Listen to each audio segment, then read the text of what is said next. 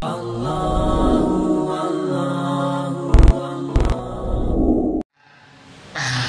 bukan mahir. Kalau mahir tidak mungkin. Proses kita saja, saya sendiri saja tidak mahir.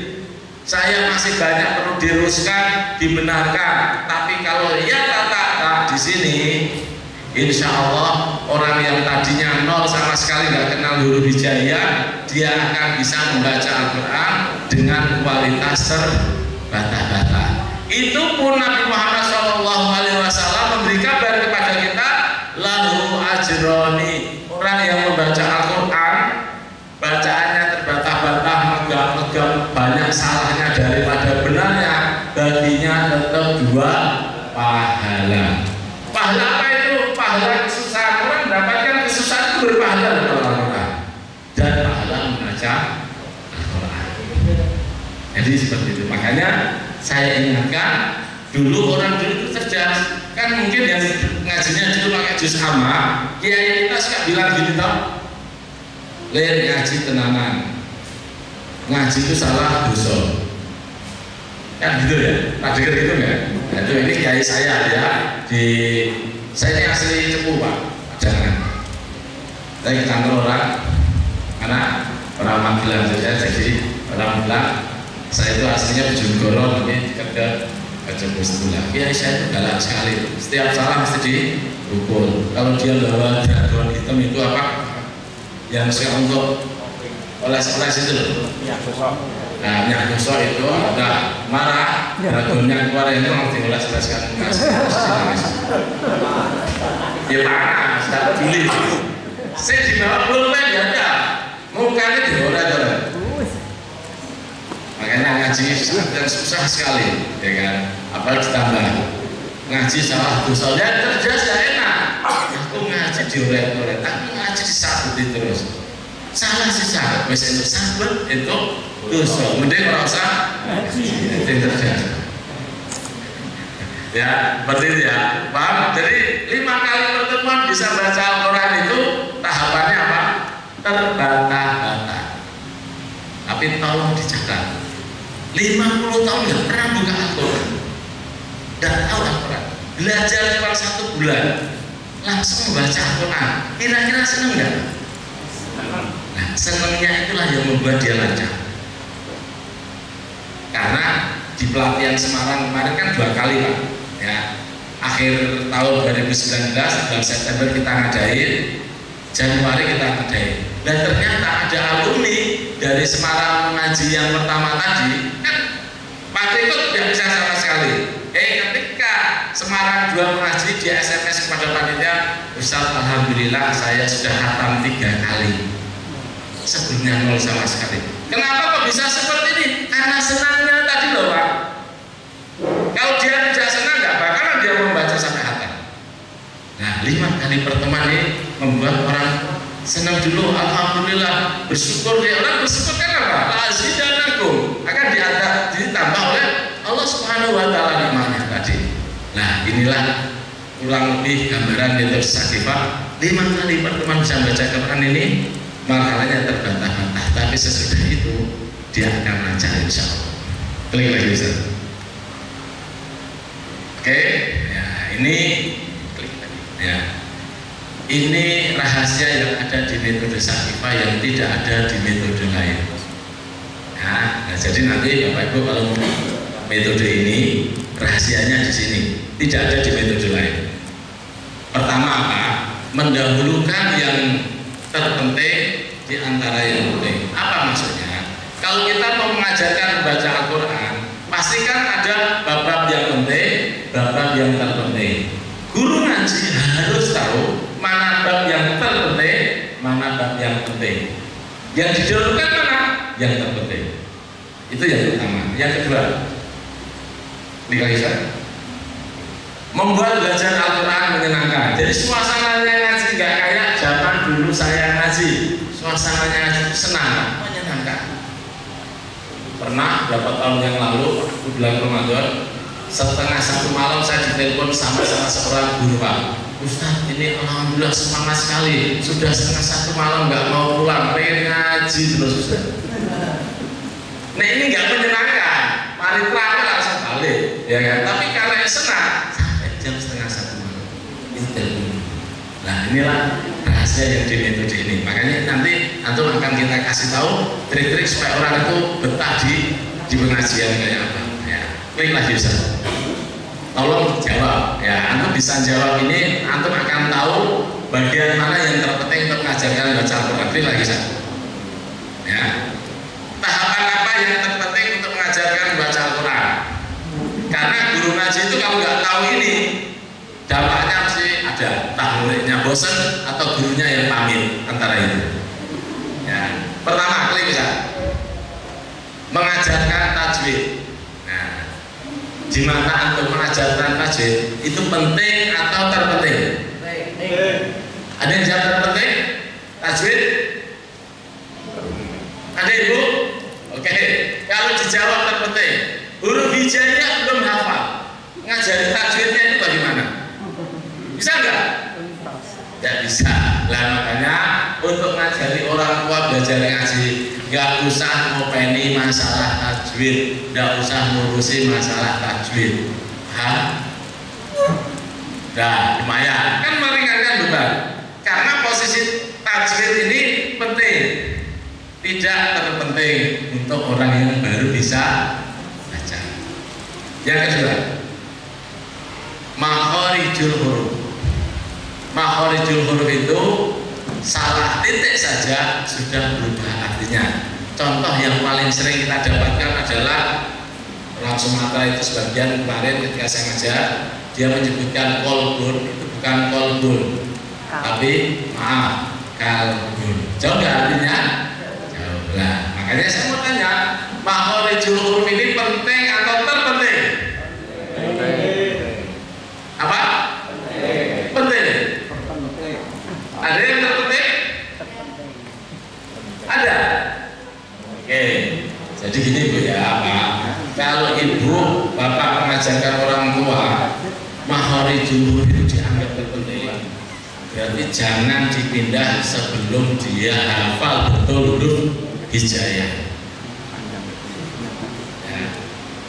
Misalkan ini kasus ya. Nah, saya ambil kasus di Sulawesi saja, di daerah Maluku. Saya pernah ngajari seorang ibu-ibu malam, orang Bugis itu tidak bisa bilang ini, maksudnya huruf ini ya. Ya. Huruf ini dia nyebutnya bukan ro tapi ra. Ketika saya mengingatkan, Bu, ini bukan ra tapi ro, dia menjawabnya seperti ini, maaf Ustaz, orang kita tidak bisa bilang ro, misalnya ra, gitu aja. Ini maksudnya apa ya? Orang kita, orang Bugis itu rata-rata menyebutnya ra bukan ro. Nah, saya dimin saja, meskipun aku ya tadi ya. Saya dari, maaf, suami ibu, ini nggak paksa loh Pak, saya sambil guyon loh ya ini. Suami ibu pagi-pagi minum kopi sambil apa ini? Merokok Ustaz. Nah, loh, kenapa ibu tidak bilang merokok? Ya enggak Ustaz. Nah, berarti dia bisa bilang merokok. Sambil makan roti. Kenapa roti Ustaz? Roti Ustaz. Nah, ini kan membenarkan makhluk Pak ya saya. Enggak pakai, ya santai saya gitu. Apa itu saja? Pertemuan yang kelima seharusnya baca Quran, saya tunggu nggak datang-datang, tapi saya kasih usnudon. Orang Islam harus usnudon dulu Pak. Oh mungkin dia lagi ada urusan. Besok lagi tak tunggu, mungkin besoknya datang, ternyata nggak datang. Saya masih usnudon lagi, mungkin lagi ada arisan. Besoknya lagi waktu ngaji nggak datang lagi. Oh arisannya tadi di RT, yang ini di RW. Dan akhirnya nggak ngaji. Nah intinya seperti itu. Nah akhirnya saya ingat diskusi-diskusi, salah satunya Ustaz, suami saya nggak rela kalau huruf ra diganti ro. Jadi setiap dia membaca ro, mesti suaminya itu nggak ganggu lah seperti itu. Oh berarti ini gara-gara huruf. Loh, padahal saya nggak memaksa loh ini, tapi jawabannya apa? setelah tahu seperti itu, dalam hati kecil saya, astagfirullahaladzim, gara-gara dia nggak mau ngaji. Kalau gitu, biarin aja dia bilang huruf ra, tapi dia tetap ngaji, nggak usah dipermasalahkan. Itu pikiran saya seperti itu.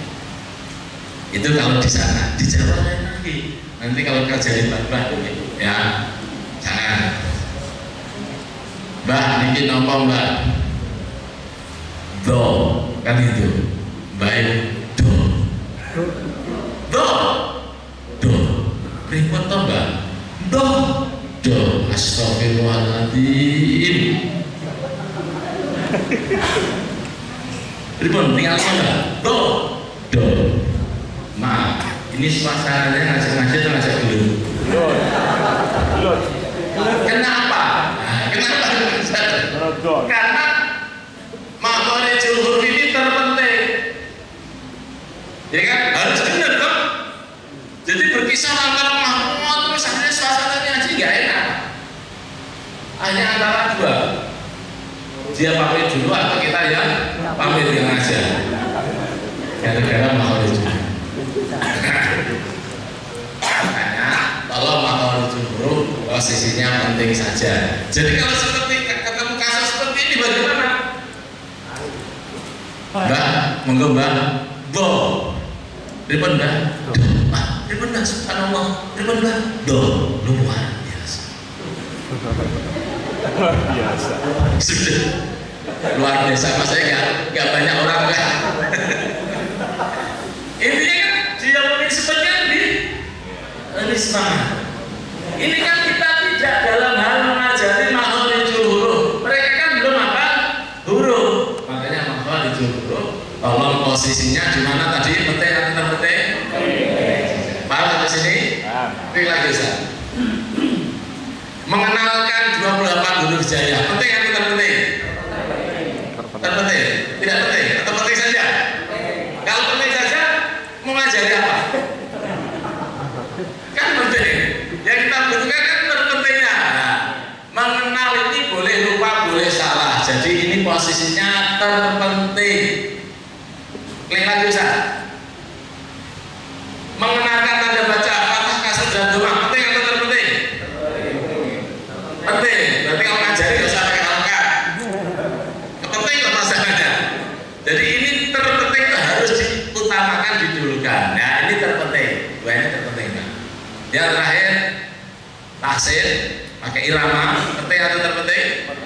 Penting saja. Karena kalau dipaksain pakai irama kan ada metode yang harus pakai irama langsung. Nanti akhirnya iramanya hafal, hurufnya enggak hafal. Itu banyak. Oke, nah inilah gambaran untuk calon pengajar metode Syarifah harus tahu mana yang harus didahulukan. Yang didahulukan tadi apa? Yang terpenting. Oke ya, paham di sini? Klik lagi Ustaz. Apakah metode sudah terbukti? Klik lagi. Yang jelas alhamdulillah metode ini sudah terbukti karena kita mulai dari 2000 itu buku sudah mulai dicetak dan sampai sekarang sudah cetak ulang terus alhamdulillah. Ya, kurang lebih tiap maksimal 3 bulan kita cetak ulang 5.000. Artinya metode sudah berkembang dan metode Syarifah ini dijadikan metode support untuk program Indonesia Mengaji, Jepara Mengaji insya Allah. Mungkin ini yang saya sampaikan untuk tahapan awal dan sekarang kita akan masuk ke bagaimana cara mengajarkan metode Syarifah. Saya break 5 menit saja Ustaz. Mungkin untuk ada yang mau ke belakang atau apa lain sebagainya. Mungkin ini sementara dari saya. Assalamualaikum warahmatullahi wabarakatuh. Baik, jazakumullah khairan katsiran untuk Ustaz yang tahap awal ini sudah mengenalkan tentang berbagai macam trik bagi kita yang tadi sempat terbawa-bawa ya, penting, usah, terpenting, mudah, bukan kita begitu ya, kolaborasinya. Baik, ada jeda 5 menit untuk dengan semua yang ingin berpendapat barangkali atau yang ada di depannya silakan dinikmati sambil menunggu Ustaz. Baik, sesi ini kami sekitar 5 menit.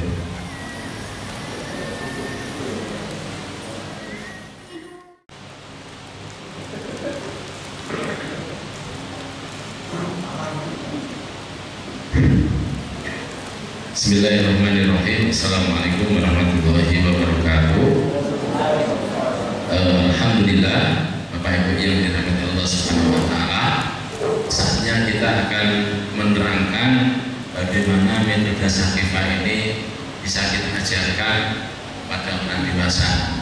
Karena mungkin ada orang dia basicnya guru ngaji, tapi ketika suruh ngajarkan nggak tahu metodenya, saya nggak tahu caranya, akhirnya dia nggak mengajarkan. Tapi di lain pihak ada kemarin Pak, waktu di Medan itu, ini namanya di daerah Tanah Karo, di daerah minoritas. Jadi seorang guru ngaji keinginan besarnya ingin membantu umat Islam bisa baca Al-Quran. Ternyata dia itu mendapatkan buku Sakifah di salah satu musola kecil. Bahasanya itu tidak jarak, gitu Pak. Tidak jarak dibaca. Kok ini gampang, langsung diajarkan. Dalam 1 bulan dia bisa mengajarkan 3 orang bisa baca Al-Quran. Bukunya difotokopi akhirnya. Karena belum tahu masalahnya. 2 bulan berikutnya ya dia mengajarkan 10 orang bisa baca Al-Quran. Belum tahu cara mengajarkannya, yang jelas kok ini kayaknya gampang, diajarkan begitu saja. Nah, semoga atau setelah saya terangkan ini bisa lebih memacu lagi untuk semangat lagi mengajarkan Al-Quran di sini. Caranya sederhana saja, insya Allah. Langsung ya. Bukunya boleh disobek, plastiknya yang belum disobek, nah, kan ya. Plastiknya dibuka Pak, ya. Jadi ini sampelnya, klik langsung Ustaz. Maaf ini saya dikasih rotan, sama sekali tidak ada hubungannya kayak dulu zaman dulu kalau nggak bisa langsung. Kok masih ada Ustaz rotan seperti ini? Berarti di sini guru ngajinya juga pada beli rotan kayak gini. Boleh saya? Kau tahu kan untuk PN bersih? Iya ini, kayak ingat ya untuk mukul. Pas ya? Karena kalau saya ke bandara itu bawa antena itu suka diminta oleh ini yang bandara itu, karena kan metal itu ya deteksi ini apa ini? Ini untuk presentasi, padahal bekas antena TV atau antena radio yang tak lipet-lipet kita pedekin. Ini kan nggak bakalan kena kalau ini ya. Oke langsung sudah. Apa yang harus Anda lakukan sebelum mengajar? Yang jelas sebelum mengajarkan metode Sakifah, pertama memberi motivasi, memberi semangat kepada murid. Semangat apa? Untuk belajar membaca Al-Quran, semangat untuk mencari ilmu, dan juga motivasi bahwa belajar membaca Al-Quran itu mudah. Kalau tadi gurunya saja berpikir mengajarkan baca Al-Quran susah, kira-kira muridnya berpikirnya apa? Ya susah juga. Akhirnya susah ketemu susah sama dengan double, susahnya kuadrat. Tapi kalau gurunya sudah berpikir mudah, ketemu murid berpikir susah, muridnya bisa dinetralisir, dimotivasi untuk berpikir mudah. Paham sampai di sini memberi motivasi. Kemudian yang kedua, tes kemampuan. Nanti setiap orang yang mau belajar ngaji harus dites 1 per 1 supaya gurunya tahu bahwa oh murid saya ini sudah kenal huruf hijaiyah, oh ini belum sama sekali, oh ini sudah kenal tapi sambungannya nggak bisa. Jadi untuk klasifikasi dia nanti seperti itu. Kemudian mulai belajar baca Sakifah, klik lagi saja. Nah, memberi motivasi silahkan nanti dibuka banyak di kitab-kitab berkaitan dengan keutamaan mencari ilmu, keutamaan membaca Al-Quran dan lain sebagainya. Tidak perlu saya terangkan ini motivasi ini. Klik lagi saja. Tes, tolong dibuka halaman 11. Jadi orang yang mau belajar ngaji harus dites dulu pakai halaman 11. Sudah ketemu? Di sini guru tidak boleh menyalahkan. Guru juga tidak boleh ngasih tahu guru apa yang dia tidak bisa. Lalu apa? Guru diam saja. Cuma nyuruh kepada murid, Pak silahkan dibaca dari sini sampai di sini. Kalau Bapak nggak bisa, bilang saja pas, lewat. Nggak tahu. Gitu aja ya. Gurunya nggak boleh ngasih tahu. Kalau misalkan dia membaca kok salah, ya itu nggak usah dibenarkan. Ini hanya untuk murid saya itu nol sama sekali. Murid saya sudah punya modal. Murid saya bisa sambungan. Untuk itu saja. Paham sampai di sini? Nah, nanti contoh orang yang dites itu seperti ini. Misalnya kita ambil contoh. Silahkan Pak dibacakan proses tes ini. Dia langsung baca alif, ba, ta, sa, mesem. Ini apa Pak? Mesem lagi. Ini apa Pak? Mesem lagi. Kalau sudah mesem 3 kali itu bertanda. Paham? Gak usah diterusin. Tapi kalau tetap ditanya, niki nopo, niki nopo, niki nopo, niki nopo, jadi mesem kan? Agak mesem lagi. Nah, sudah intimidasi jadi. Ya. Oh, jadi murid saya bisanya cuma alif, ba, ta, sa. Ini rata-rata bisa favoritnya cuma ini toh masalahnya. Terus kalau ketemu murid seperti ini, tolong hatinya dibesarkan, jangan malah dijatuhkan. Masalahnya ada guru yang model menjatuhkan murid. Ketika dites alif, ba, ta, sa. Bikin apa mbak? Mesem. Bikin apa mbak? Mesem. Bikin apa mbak? Mesem. Pripun tambah kok bisa mesem? Pripun mbah saged puas pertemuan 5 kali kepanggih niki 5 kali pertemuan. Guru kok modalipun namun niki to mbah. Kira-kira digitukan gimana? Nah, ini kan contoh ya, kayaknya enteng tapi wah yang denger itu murid rasanya bagaimana itu? Coba kalau ketemu murid seperti ini caranya gampang. Alif, ba, ta, sa. Niki napa mbah? Senyum. Niki napa mbah? Senyum. Niki napa mbah? Senyum. Subhanallah, luar biasa mbah. Mbah insya Allah bisa ya ngaji 5 kali pertemuan. Kalau mbah nambah sudah mempunyai modal yaitu huruf alif. Nah, seneng nggak digituin? Nah, ini yang kedua ini tolong dimotivasi seperti itu. Ternyata orang yang kedua kita tes lagi. Monggo Pak, saya tes. Monggo, boleh. Dia agak pede. Kenapa? Dia membaca misalnya. Ketika saya nunjuk, kan dia langsung alif, ba, ta, sa, jim, ha, oh, sampai ya ngebut Pak. Padahal saya nunjuknya baru sampai sini. Dia itu mau pamer, dia itu lancar, gitu loh. Nah, kalau ketemu seperti ini nanti, kalau modelnya seperti ini, nggak usah kaget. Tes saja pakai. Niki nopo Pak, niki nopo Pak, coba ya, niki nopo, mungkin sebentar. Kalau dia lancar kan langsung nyebut, tapi kalau hitung berarti Hafal toh. Nah, hafal hurufnya, hafal namanya, nggak tahu. Ini orang ngaji zaman dulu kan seperti itu. Tiba rasa, gitu. Ya paham sampai situ ya. Ada lagi, ketika dites abata saja sampai ya, tapi maaf mahrojnya tidak benar. Ditunjuk ini apa lah? Bisa ini sya, ini to, ini sa, tapi mahrojnya kurang pas. Nah kalau ketemu seperti ini, suruh baca aja langsung tahapan yang kedua. Silahkan. Iya. Nah terus dia ngomong, Ustaz kalau keriting kayak gini saya nggak bisa Ustaz. Oh ternyata dia mungkin pernah ngaji cuma jilid 1 saja, belum kenal sambungannya. Nah dari 3 orang ini kan sudah berbeda-beda penanganannya. Tapi ketika dites kok sudah mulai bisa baca dan sebagainya, oh berarti dia tinggal panjang pendek dan lain sebagainya. Kalau ketemu orang yang sudah Al-Quran, maksudnya meskipun panjang pendeknya masih bermasalah dan sebagainya, maknanya bermasalah, saran saya tolong jangan disatukan sama yang 3 ini. Dia harus disendirikan. Karena kalau dijadiin satu, pasti dia itu ganggu temennya. Iya, ganggunya bukan temennya ganggu terus gini bukan. Ganggunya itu ketika kita tanya niki nopo Pak, ini ya misalkan yang ditanya niki nopo Pak. Nah yang agak pintar tadi langsung kirim SMS. Ini senang juga kita tuh bisa. Rumah usah bantu temennya benar, dia pasti akan bantu temennya setelah, tahu nggak? Niki nopo Pak, dia langsung bisa. dia proposal tadi yang benar dibantu benar, dia langsung bilang za, padahal nah seperti itu lagi. Nah, makanya orang yang agak lancar tadi agak bisa dipisahkan. Misalnya bagaimana nanti tak kasih tahu teorinya. Paham ya sampai di sini ya? Oke, langsung saja. Nah, sekarang memulai mengajarkan metode Safifah.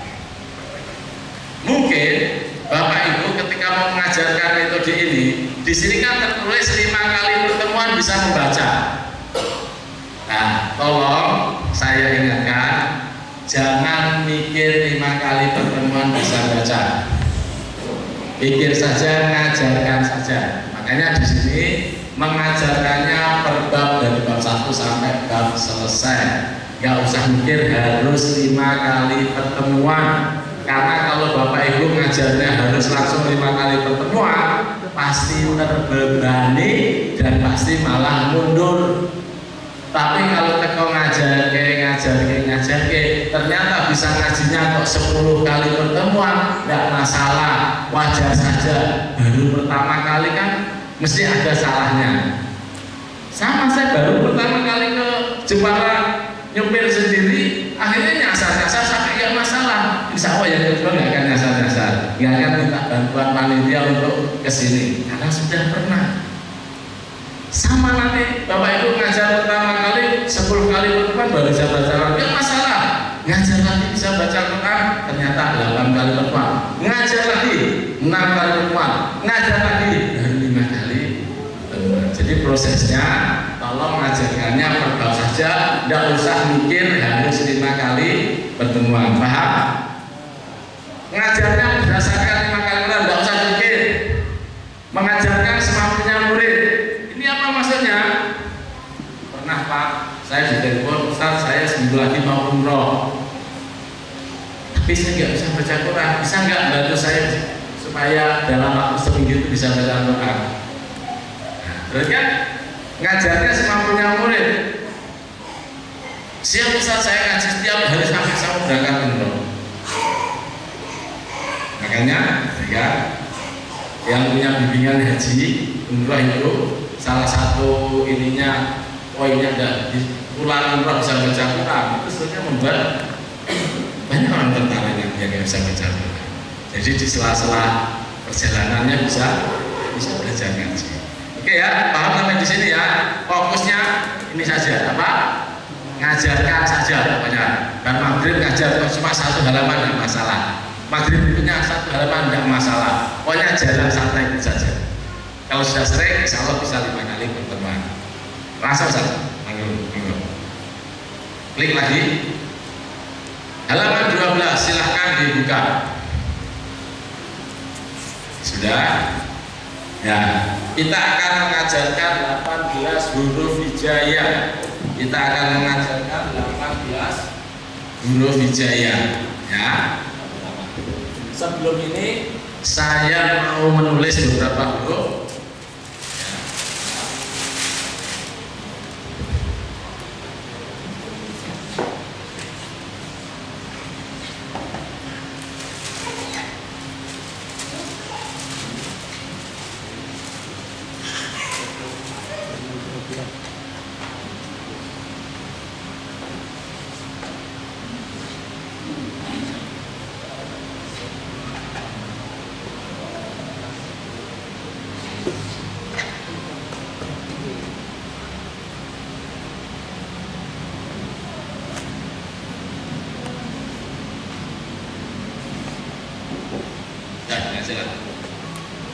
Tolong Bapak Ibu hafal setengah menit, bisa nggak?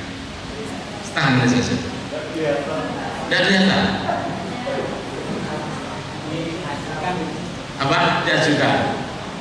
Ya udah, yang depan sendiri, sama yang belakangnya. Coba belakang nampak. Yang muda nggak nampak kebangetan.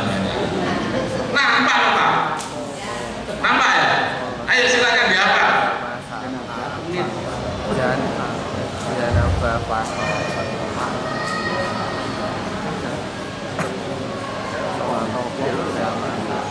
Sudah 15 detik.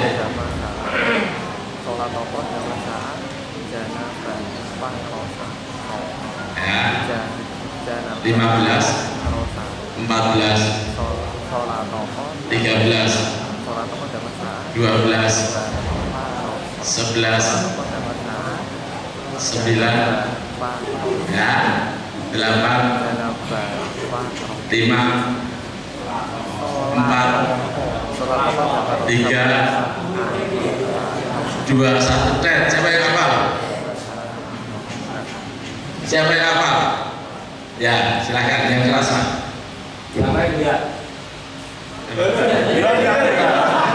Sholat qadamat jangan bapak rosok. Udah, dikira saya hafal, Pak. Saya juga nggak hafal.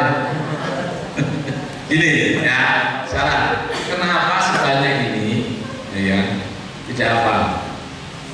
Yang tadi alasan nggak nampak pun tak suruh depan pun nggak jauh beda. Sekarang yang jadi pertanyaannya, apakah kita nggak bisa baca Al-Quran? Tidak, bukan itu. Kenapa cuma huruf ini aja kok nggak hafal? Ya, jadi masalah mungkin ada yang tahu sebabnya. Kenapa? Antum nggak hafal? Nggak punya alasan. Kan orang nggak hafal kan mesti ada alasan. Kalau belakang sudah jelas alasannya nggak nampak. Kalau depan alasan apa? Sudah tahu hurufnya tapi tidak bisa menghafal karena diacak. Oh ya gitu. Jadi mungkin bahasa sederhananya apa ya? Karena tidak hafal. Menghafal sesuatu yang nggak bisa dipahami oleh otak kita itu susah masuk. Ya, sholat toko ya. Nah, terus damasaan itu juga tidak ada. Kita jarang melafalkan huruf-huruf ini. Artinya apa, Pak? Menghafal sesuatu yang tidak ada artinya bagi otak kita itu susah masuk otak. Ya, tapi menghafal sesuatu yang akrab di otak kita itu gampang sekali masuknya. Contoh, nih saya mau nulis huruf-huruf ini juga, lihat nih. Pasti semuanya hafal. Bahkan di belakang pun yang katanya enggak apa namanya, enggak nampak, enggak awas pun hafal. Nih, lihat nih saya mau nulis nih. Lihat, saya gedein lagi. Apa?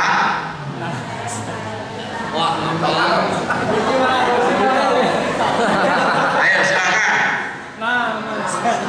Sampai kapan? Nah, langsung hafal semua tanpa soal itu. Kenapa? Karena ini ada artinya. Kalau yang ini tidak ada artinya. Itu loh Pak sebetulnya. Kenapa dulu alif ba ta sa itu susah dihafal oleh orang Indonesia, juga oleh orang Arab juga susah. Karena alif ba ta sa itu nggak ada artinya. Apa dikira orang Arab paham alif ba ta sa? Nah, makanya di metode ini 18 huruf hijaiyah ini kita buat kalimat yang mudah untuk diingat. Yang pertama apa tadi? Nama saya apa? Nah, siapa yang hafal? Hafal sempat kok. Nama saya Malarosa. Ayo dibaca. Nama saya Malarosa. Oke, berikutnya. Langsung hafal Pak. Nah, nih. Wajah. Kata ini berkata apa? Kata siapa? Wajah. Nih. Sofa, tahu toko sofa? Saatnya kan di sini toko sofa. Mebel dong. Toko sofa apa? Nah, ini ada ya ada bahaya. Kata wajah toko sofa ada bahaya. Udah. Jadi kalau menghafal seperti ini kan enteng, masuk ke otak kita apa? Nah inilah murid kita awali dengan menghafal sesuatu yang mudah untuk diingat. Paham sampai sini? Oke, langsung lihat halaman 12. Ya, jadi halaman 12 ini adalah hurufnya sama dengan huruf Latin, konsonannya sama dengan huruf Latin, makanya digabung jadi kalimat nama saya Malarosa, kata wajah toko sofa ada bahaya. Halaman 12. Klik halaman 13. Sudah lihat di sini Bapak Ibu halaman 13 cara mengajarkannya dibaca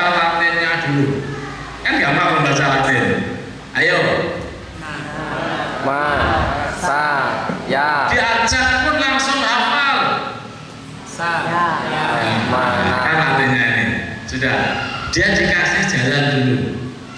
Bahwasanya Latin, Arab ini sama, atas dan bawah itu sama. Ayo dibaca. Nama.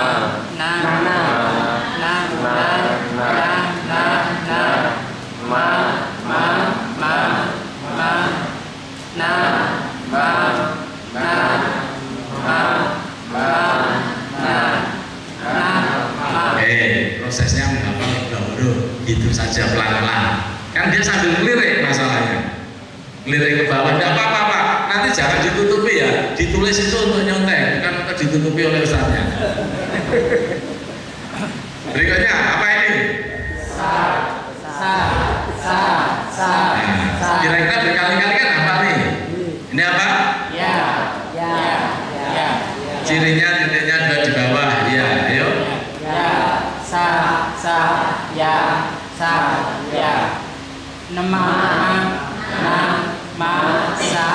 Oke, intinya diajak. Paham apa di sini? Itu saja. Berikutnya bentuk huruf hijaiyah. Ya, bentuk-bentuk huruf hijaiyah di posisi depan, tengah, dan belakang. Huruf hijaiyah itu hanya ada 3 posisi: depan, tengah, belakang. Lihat, ini depan, ini tengah, ini belakang. Kalau 3 huruf berarti kan depan, tengah, belakang. Kalau 2 huruf berarti apa? Depan dan belakang. Kalau 4 huruf berarti apa? Depan, tengahnya 2, tengah-tengah, belakang. 5 juga sama, yang paling banyak adalah tengahnya. Depan dan belakang sama. Paham ya? Oke. Sekarang kita akan, maaf, ini kan memorinya belum permanen tadi Pak ya. Nama saya ini kan belum permanen, masih sering lupa, betul nggak? Nah, sekarang bagaimana supaya membuat memori permanen, maksudnya memori yang susah lupa? Nah, caranya banyak. Salah satunya ini dulu, salah satunya ini. Oke, kita mau membuat huruf N ini menjadi memori permanen. Kita ambil contoh. Kita eja Pak, kita eja. Tapi ejanya tidak non fathah, nah tidak. Tapi dengan ciri. Ciri huruf N itu apa? Cirinya apa Pak? Titik di mana? Nah, komplit Pak, jangan titik 1. Harus detail. Titik 1 di atas. Nah, itu Pak yang ejanya Pak ya. Ayo, silahkan. Titik 1 di atas. Nah, titik 1 di atas. Nah, titik 1 di atas. Nah, titik 1 di atas. Nah, titik 1 di atas. Nah, titik 1 di atas. Nah, titik 1 di atas. Nah, gitu ya. Oke. Sekarang ayo diulangi lagi di sini. Dieja bersama-sama. Silakan. 1, 2, 3. Titik 1 di atas. Nah, titik 1 di atas. Nah, titik 1 di atas. Nah, titik 1 di atas. Dibaca.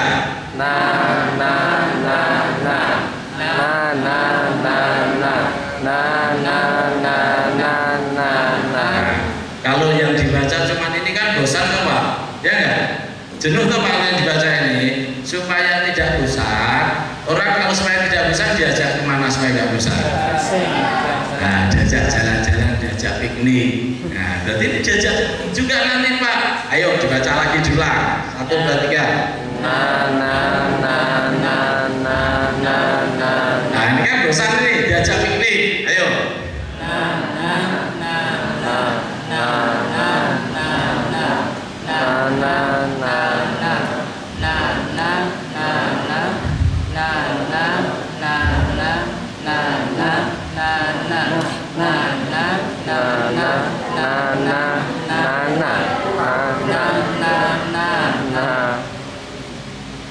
Bosan? Jalan-jalan masalah. Coba kalau munculnya ini saja. Tadi berapa kali nyebutnya? Nah, ada yang hitung nggak? Banyak. Coba kalau nyebutnya ini coba silakan, ayo. Nah, bosan sih. Ada yang pada sama hurufnya, yang sambungan, tidak yang sama, supaya terbiasa, akhirnya nyaman. Atau anggap saja tadi bacanya 24 kali misalkan. Ayo Pak dibaca. 24 kali. Nah, ya sama aja bosan kayak gitu caranya. Makanya diajak jalan-jalan. Paham? Ya. Oke, berikutnya sama. Ini huruf apa? Cirinya apa? Melungker di atas. Silahkan, cirinya nyari sendiri. Saya kasih kebebasan untuk berkreasi. Kalau kemarin ngajar di Medan sana, Ustaz, ini kayak cebong. Nah, cebong, nah, boleh. Kalau saya seringnya bundel ada ekornya, ma. Bundel ada ekornya, ma. Bundel ada ekornya, ma. Dibaca.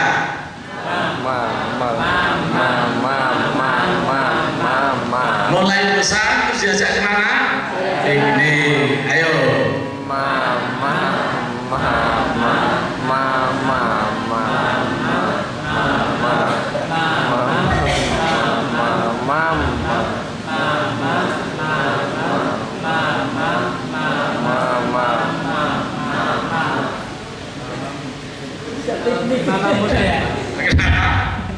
Ya udah gitu aja. Ya. Saya juga sama dan sebagainya. Paham ya sampai sini ya? Cara ngajarkan dua huruf ini. Nah, ini yang tadi cara ini. Jadi nanti otomatis murid langsung paham sini Pak, nggak pakai lama. Nggak harus ini selesai pindah, enggak, ini terus aja semua dibaca. Sekarang cara ngajarkan kotak ini sangat tidak saya sarankan kalau antum mengajarkan seperti ini. Ayo dibaca. Terus sampai di sini. Masa. Baru bawahnya sangat tidak saya sarankan seperti itu. Karena nanti menganggap atas dan bawah tidak ada hubungannya. Nah, cara ngajarkannya ini ada 3 tahapan. Tahapan pertama, ya. Tahapan pertama di sini kelihatan ya. Yang pertama membacanya, ya kan? Pertama membacanya sampai dari kanan ke kiri, ya. Sampai ini seret. Kemudian yang kedua, seret. Lihat, ya itu satu. Ayo dibaca dari kanan ke kiri. Bawahnya. Ini yang pertama. Yang kedua, ya dari atas ke bawah. Ya. Satu. Yang ini 2. Kan tadi, ayo yang pertama dulu. 1, 2, 3. Bawahnya. Yang kedua, tahapan kedua dari atas ke bawah. Kalian atas bawah. Yang ketiga dari bawah ke atas. Udah, hanya ini aja ya. Dari bawah ke atas. Ayo. Paham? Saya ulang sekali lagi. Yang pertama dulu. 1, 2, 3. Yang pertama. Yang kedua atas ke bawah. Yang ketiga dari bawah ke atas. Berikutnya, ayo sama kayak tadi. 1, 2, 3.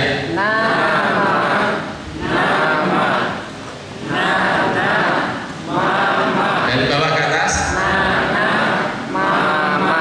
Minta satu relawan membaca berikutnya seperti yang di sini. Watak membaca atau mungkin yang lain untuk satu. Ayo silakan. Membacanya ini.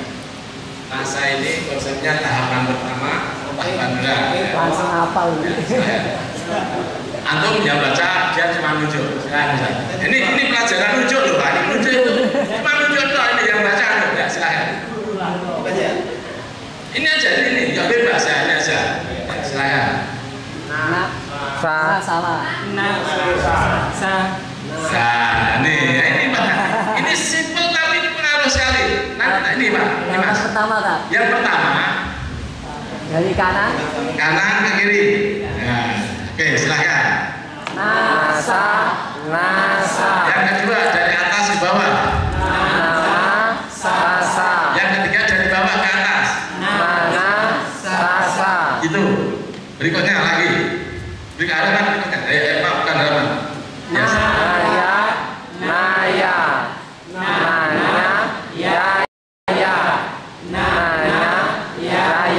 Yang tiga langsung. Ya.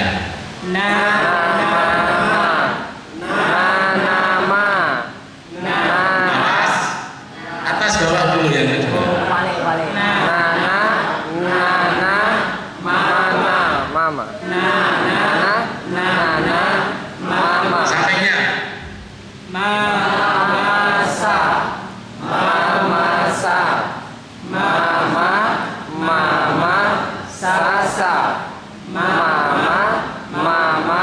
Sasa. Ya. Mungkin tanya kenapa? Ini cara paling simpel untuk menghafal sambungan huruf hijaiyah yang pakai lama.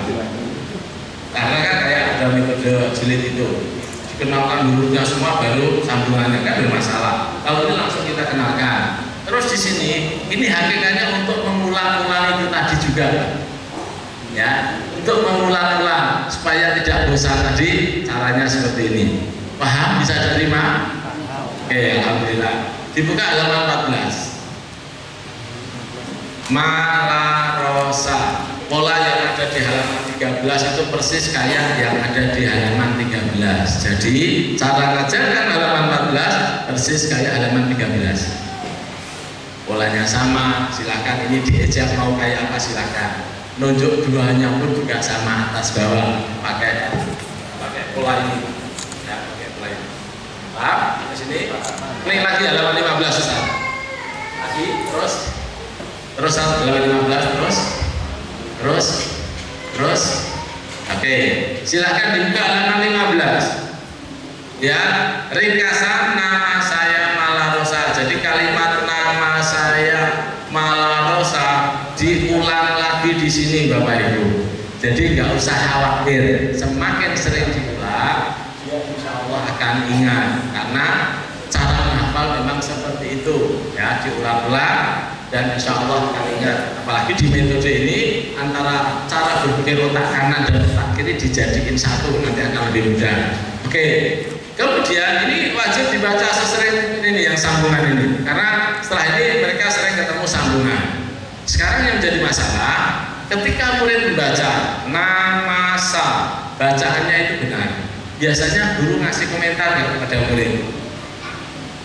Nama sa, bacaannya benar. Biasa ngasih komentar nggak guru ke murid Ibu? Iya, apa komentarnya? Bagus. Tujuannya apa? Memberi motivasi, memberi semangat. Gitu Pak, memberi motivasi. Perlu nggak seperti ini? Tidak perlu. Ayo, kenapa tidak perlu? Tidak penting Pak, Ibu Badir. Nah, kenapa? Ini rahasianya. Mau ngerasain kenapa kok tidak perlu?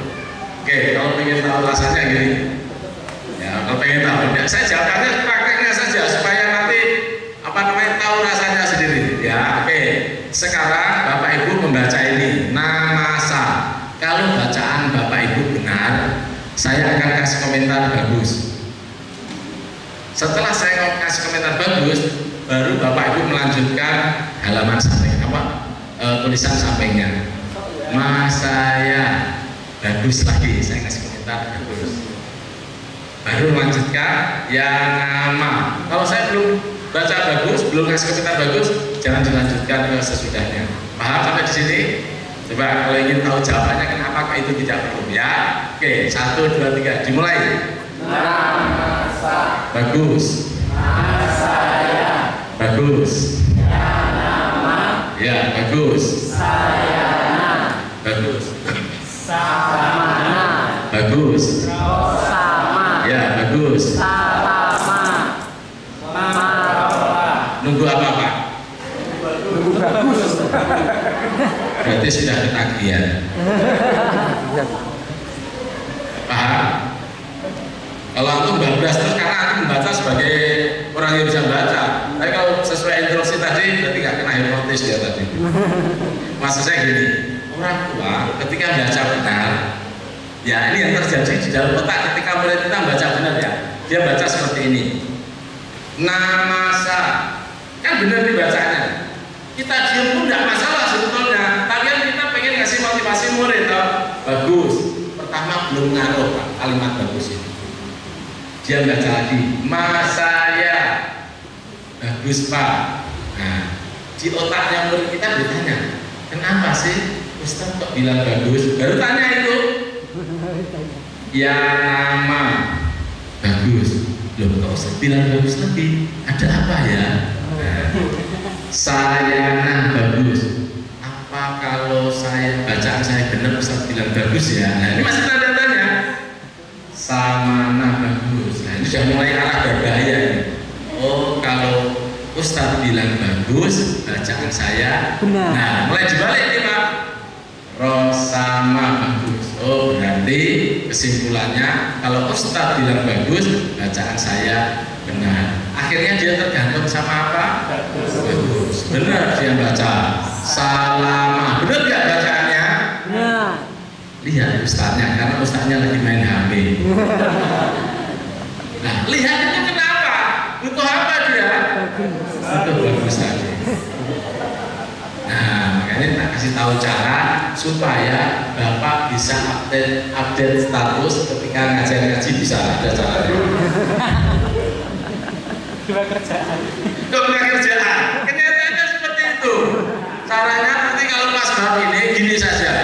Bu, Pak, kalau saya diem, bacaan Bapak benar. Bacaan Ibu benar. Kalau saya diem, singkat pertanyaan seperti itu. Dia baca namasa. Bacanya kan benar. Tapi dia karena sudah terbiasa bacaannya dia ustadznya kan gini loh. Nah ketika ada Pak, sepakat. Kalau saya diem, benar bacaan apa? Ya. Dia baca lagi. Masaya. Benar bacanya masih ragu-ragu. Lihat ustadznya, ingat kesepakatannya langsung mundur. Ya nama. Dia mikir lagi. Ustadz dia berarti benar. Sayana dia benar. Samana benar. Rosama salama. Dan dia baca sendiri nyaman tanpa kita ngasih komentar bagus. Dia nggak akan lihat ustadznya yang lagi update status tadi. Ya kan? Nah, terus kapan ngasih komentar bagusnya? Ya udah terakhir saja. Nama saya sama mama deketin. Subhanallah Pak, bagus Pak bacaannya Pak. Benar bacaannya. Paham kenapa sampai di sini? Lah, ini juga dampaknya nanti ketika dia di rumah itu kan nggak ada yang ngasih komentar bagus.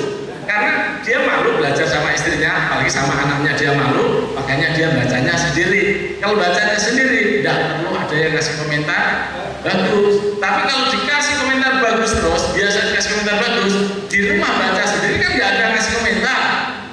Dia merasa tidak nyaman belajar sendiri. Ngajari orang tua seperti itu. Paham sampai sini? Insya Allah. Klik lagi Ustaz. 16 kata wajah kayak halaman 13 ngajarinya. Ya, konsepnya polanya sama. Halaman 17 Ustaz. Ya, ini juga sama toko sofa. Tolong dikasih tahu makhraj yang benar. Toko sofa. Kalau dia nggak bisa Ustaz, misalnya kita kasih to, dia to, ko, diingatkan sekali. Tidak bisa, 2 kali tidak bisa, ya udah terserah, tidak masalah.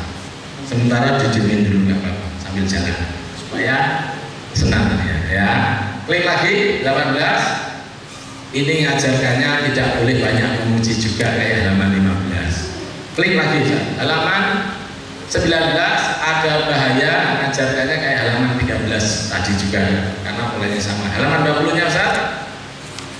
Ringkasan nama saya Malarosa ini ngajarnya kayak halaman 15. Oke.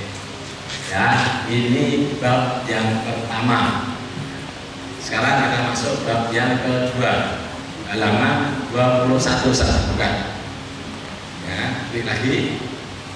Ya, kita akan mengenalkan 10 huruf hijaiyah dan rubahnya, yang mana huruf-huruf ini konsonannya tidak sama dengan bahasa Indonesia. Kalau 18 tadi kan konsonannya sama dengan bahasa Indonesia. Kalau ini tidak sama, tapi tolong keterangannya insya Allah yang benar, kasih keterangannya yang benar biar murid memahaminya dengan mudah. Contoh seperti ini ketika masuk bab ini. Gila, alhamdulillah Pak, kemarin kita sudah belajar dari 11 huruf hijaiyah. Nama saya Malaro Sakata Wajah Mustafa dan Bahya. Huruf hijaiyah itu jumlahnya ada 28. Berarti tinggal 10 huruf hijaiyah. Tolong masih keterangannya titik sampai di sini nggak usah ditambah-tambah. Kesannya apa? Tinggal 10 huruf hijaiyah. Kesannya apa? Gampang, mudah.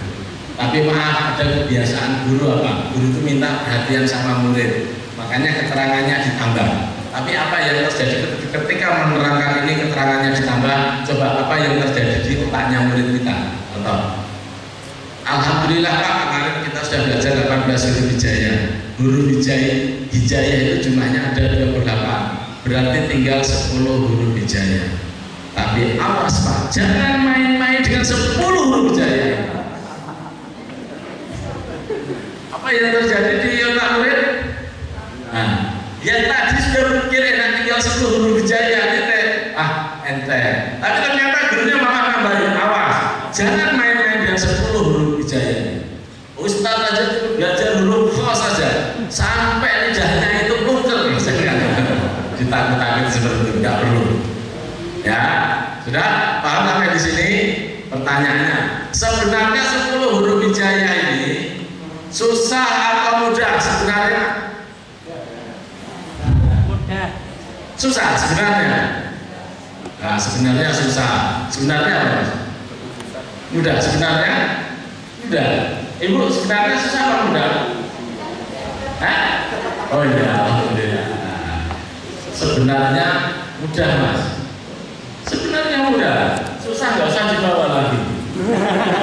Udah dibuat kok dipanggil lagi. Nah ini yang membuat ini. Ayo sekarang kita buktikan. Klik lagi halaman 22. Lihat, kita akan menerangkan huruf dha. Cuma menerangkan huruf 10 huruf ini kita menggunakan pendekatan kesamaan bentuk. Kalau yang tadi kan kalimat, kalau ini kesamaan bentuk. Huruf dha bentuknya sama dengan huruf apa? To kan sudah kita ajarkan. Sofa. Ya, oke. Caranya berarti lihat di sini. To, do. Kita tulis di sini huruf to. Ya, lihat. Ini apa Pak? To. Ini? To. Ini? To. Ini? Awas, ada titiknya. Kasih titiknya yang lama. Loh, kenapa kasih titiknya yang lama? Saya bertanya, titiknya penting enggak? Kalau penting yang lama. Kalau nggak penting kasihnya kayak gini aja. Gak niat. Jangan sering lupa muridnya. Tapi kalau ngasih titiknya kayak gini niat sekali Pak. Bolong. Rusak belakang. Justru bolong itu tambah diingat Pak. Karena ini kita memainkan otak kiri, otak kanannya kita mainkan. Pengalaman yang aneh gitu ya. Ayo dibaca, silakan. To. Apa hasilnya apa? To. Titik. Zo. Apa ini?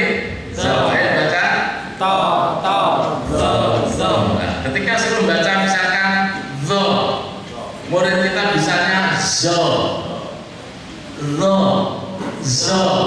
Nah, karena guru nggak tahu cara menerangkan, akhirnya murid disuruh membaca definisi di sini. Ayo dibaca. Ujung lidah didekatkan pada persambungan antara gusi dan dua gigi seri atas. Pengucapannya tidak tergesa-gesa, suara berlepas dengan nafas tertahan dan tidak tergesit. Apakah sudah dibacakan definisi juga langsung paham? Tidak, sama aja. Nah ini berarti tantangan untuk guru harus bagaimana supaya murid lebih paham dari sebelumnya. Cara yang termudah adalah dengan menggambar makhluk ujung tadi. Ujung lidah digambarkan ada persambungan di seri atas dan gusi. Menggambar susah atau mudah? Yang mudah enggak? Mudah apa susah Pak? Mau muni mudah mau. Gambarnya mudah. Pokoknya berpikir susah. Nanti saya gambar paling dikomentari. Dikomentari. Bisa gambarnya lebih bagus daripada saya. Tadi ngomong sama sebelah seperti ini. Nek cuma gambar seperti aku juga bisa kan gitu. Ya, oke. Ada yang gambar silakan. Ujung lidah ditempelkan pada persambungan antara gigi seri atas dan gusi. Udah itu aja. Pak Wi. Mana ada lawannya? Senawi pinter kan? Yang Pak Cucu tadi pinter. Di seniman. Oke, udah saya gambar lah ya. Saya gambar gigi daripada ribut. Ini gigi seri atas. Nah, ngece itu ibu. Gigi kok kayak pinter sama anak saya. Nanti mulai paham, tapi saya gambar nggak mau. Cuma gambar ini juga bisa saya kan kita udah tahu tadi. Ini gusinya, lihat gigi seri atas, ini gusi. Sudah. Ujung lidah, lidahnya melet nih. Ujungnya tolong tempelkan persis di sini. Langsung tempelkan, langsung terakhir. Ayo semuanya tempelkan.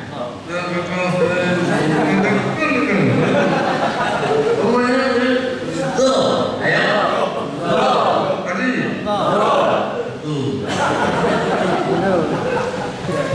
Intinya ngajari orang yang pertama kali baca Quran, posisinya dulu taruh di sini tuh.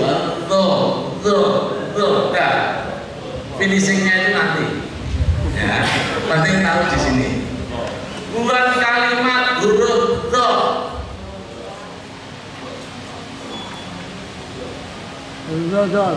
Nah, misalkan le arep ning dile ning pasar arep apa? Aku arep do.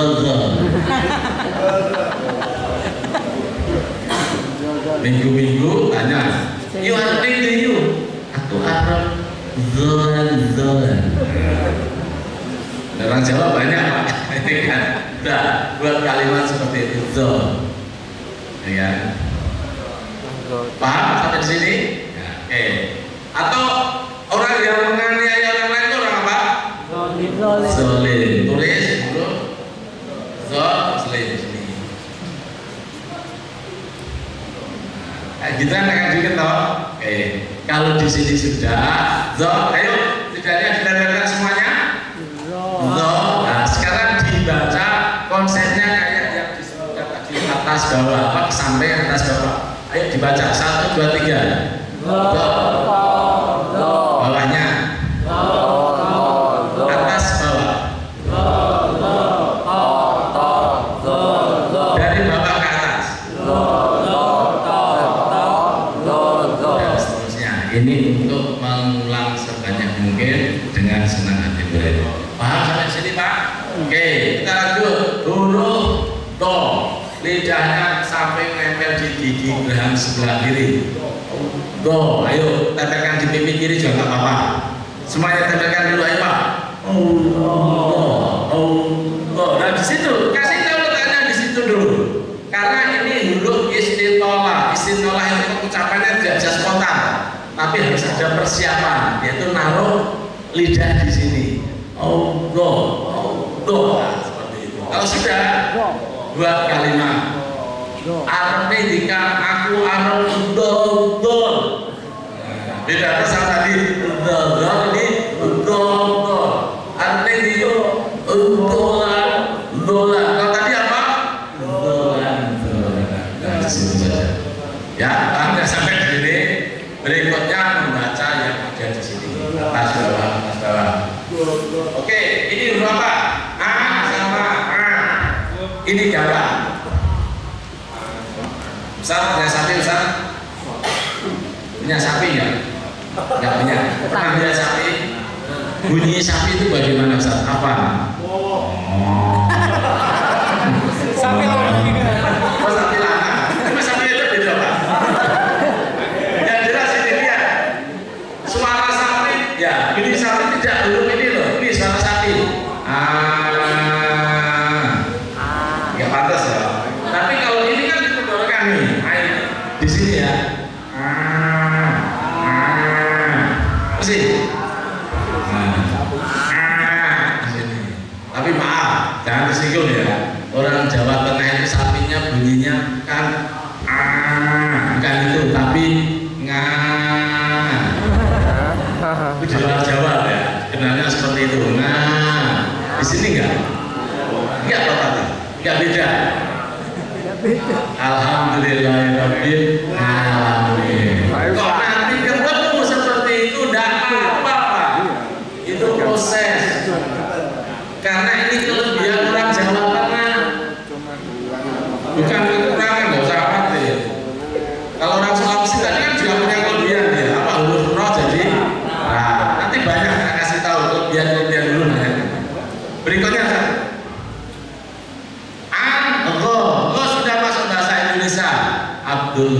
Abdul Ghafur, Imam Ghazali, makhluk yang tidak kelihatan, makhluk apa? Oh, ini nggak bisa.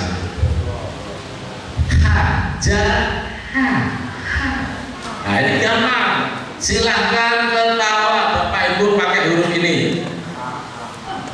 Ayo silahkan. Biasa. Sekarang ketawa pakai huruf ini. Awas, huruf ini tidak boleh nyerempet di tenggorokan. Ini 14.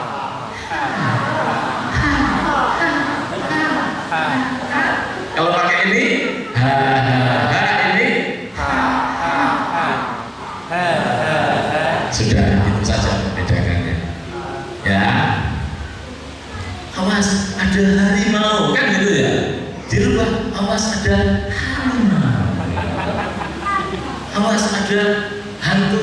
Awas ada hantu. Nah, jadi sesuatu yang sudah melekat kan hantu. Ternyata ucapannya kok enggak hantu, tapi kok hantu. Nah, kan itu menjadi sesuatu yang diingat. Seperti itu contohnya. Paham? Berikutnya,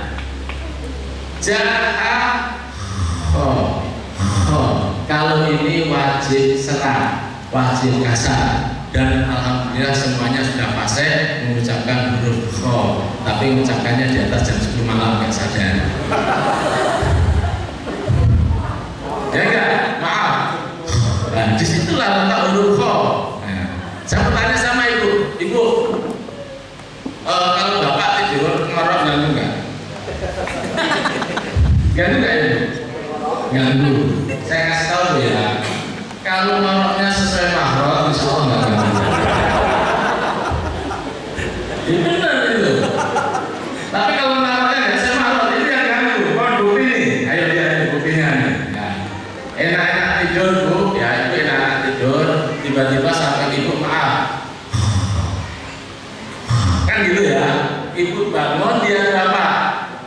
Oh selesai mahram dia nggak tidur. Betul nggak? Coba kalau ngoroknya ini. Bapak pakai huruf ini bu.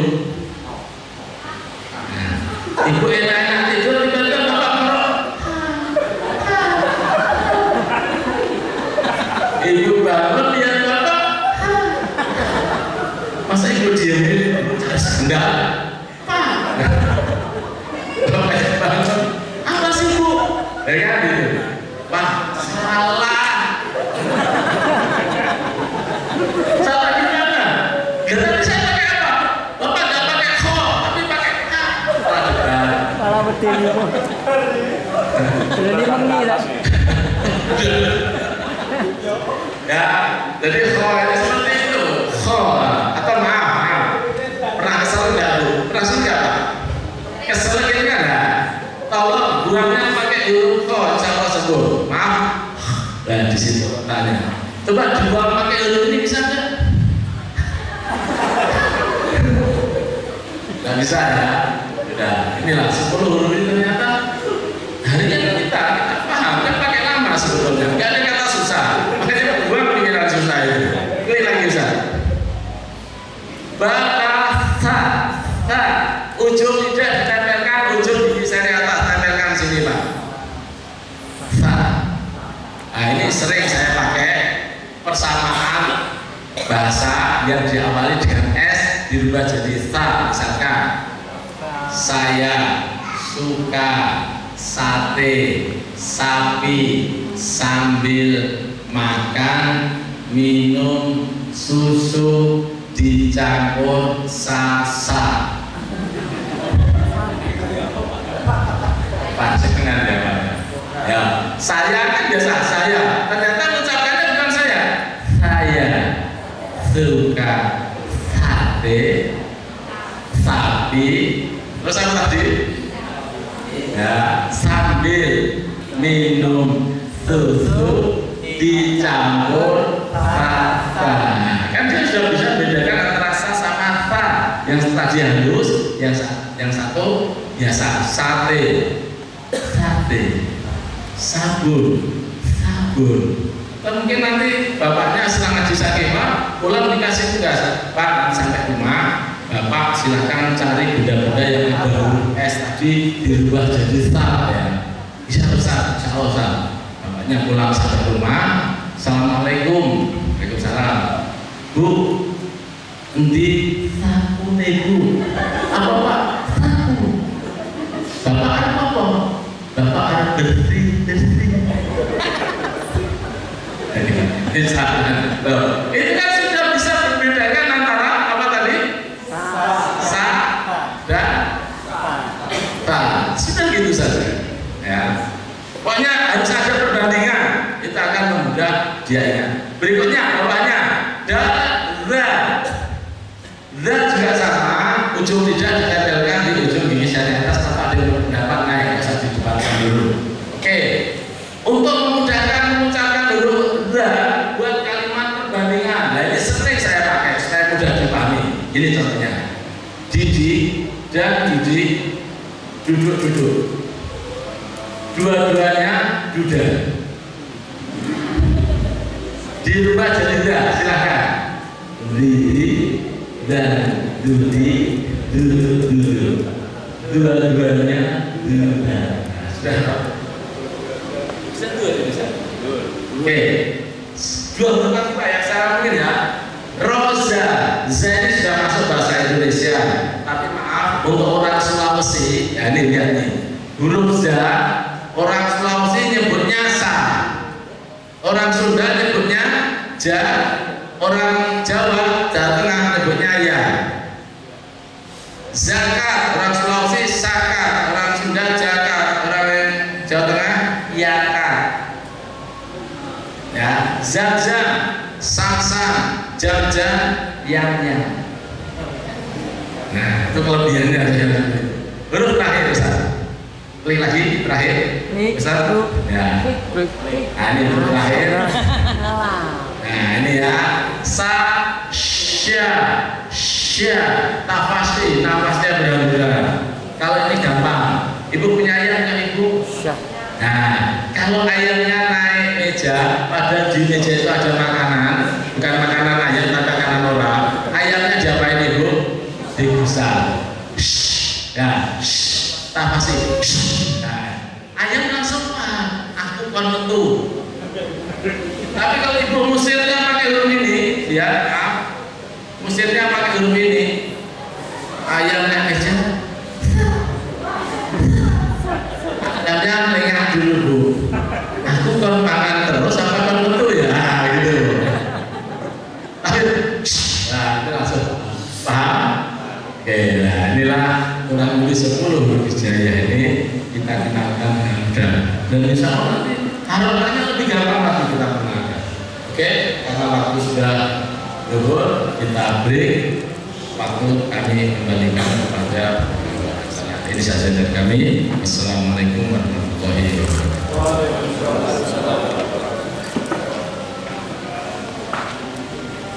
Terima kasih kepada Ustadz yang telah membagikan ilmunya. Tapi ini belum selesai tanya, belum selesai ya. Masih ada lanjutan lagi di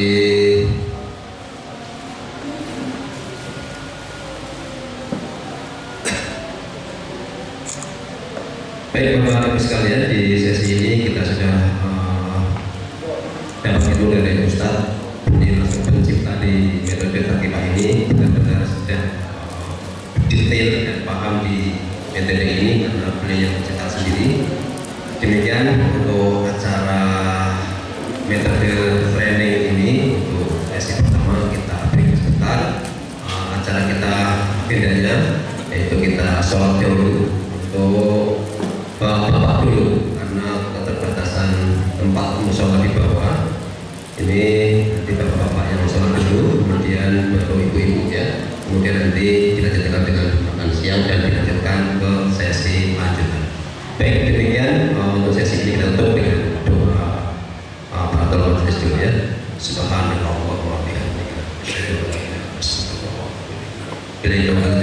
Assalamualaikum warahmatullahi